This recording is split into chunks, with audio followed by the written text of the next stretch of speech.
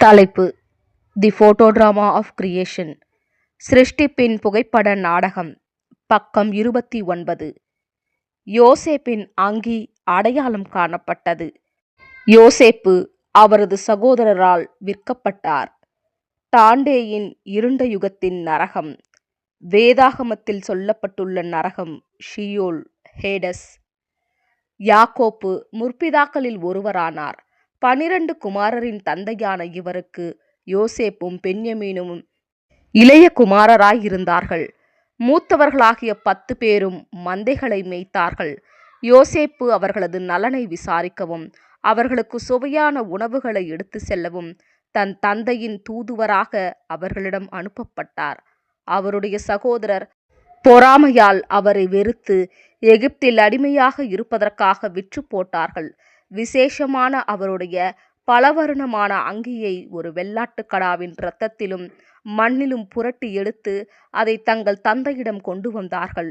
யாக்கோப்பு அதை யோசேப்புடையது என்று அடையாளம் கண்டு கொண்டதும் மனமுடைந்த அவர், நான் என் குமாரனாகிய யோசேப்புடன் ஷியோலில் சேரும் வரை நான் அவனுக்காக துக்கம் அனுசரிப்பேன் என்று மனங்கசந்து அழுது கொண்டிருந்தார்.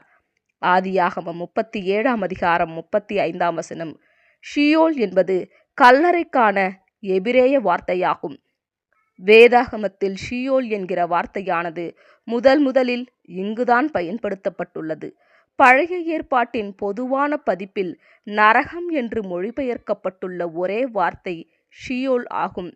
அனைத்து கற்றறிந்த அறிஞரும் இந்த வார்த்தையை கல்லறையை, மரண நிலையை குறிக்கிறது என்பதை இப்போது ஒப்புக்கொள்ளுகிறார்கள். யாக்கோப்பு தனது அன்பு மகன் நித்திய சித்திரவதை எனும் ஷியோலுக்கு சென்றதாக நினைக்கவில்லை. அங்கே அவனுடன் சேரும் எண்ணமும் அவருக்கு இருக்கவில்லை.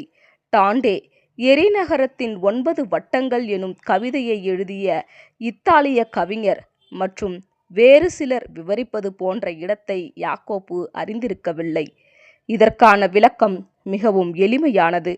பழைய ஆங்கில இலக்கியத்தில் நரகம், கல்லறை மற்றும் பாதாளம் என்ற வார்த்தைகள் பழைய ஏற்பாட்டின் மொழிபெயர்ப்பில் காணப்படுவது போல ஒன்றுக்கொன்று மாற்றாக பயன்படுத்தப்பட்டன. நமது பொதுவான பதிப்பில் ஷியோல் என்பது நரகம் என்பதற்கு பதிலாக கல்லறை மற்றும் பாதாளம் என்றே மொழிபெயர்க்கப்பட்டுள்ளது. இதற்கு நிகரான புதிய ஏற்பாட்டு கிரேக்க வார்த்தை ஹேடஸ் ஆகும். அனைத்து அறிஞரும் ஒப்புக்கொள்ளுவது போல் இது கல்லறை, பிரேதக்குழி என்பதை குறிக்கிறது.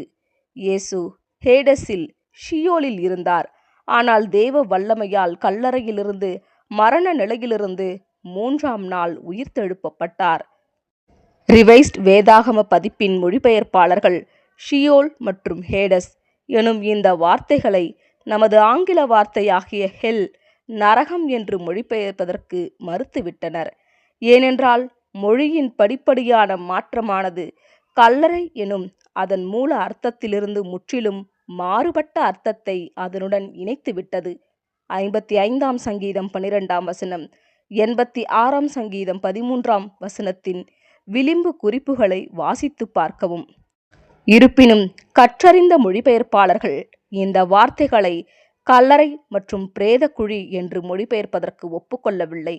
மட்டுமின்றி அவற்றை மொழிபெயர்க்காமல் அப்படியே விட்டுவிட்டனர். ஏசாயா 14ஆம் அதிகாரம் 9 மற்றும் 11ஆம் வசனத்தின் வெவ்வேறு பதிப்புகள் மற்றும் விளிம்பு குறிப்புகளை ஒப்பிட்டு பார்க்கவும். ஆமேன்.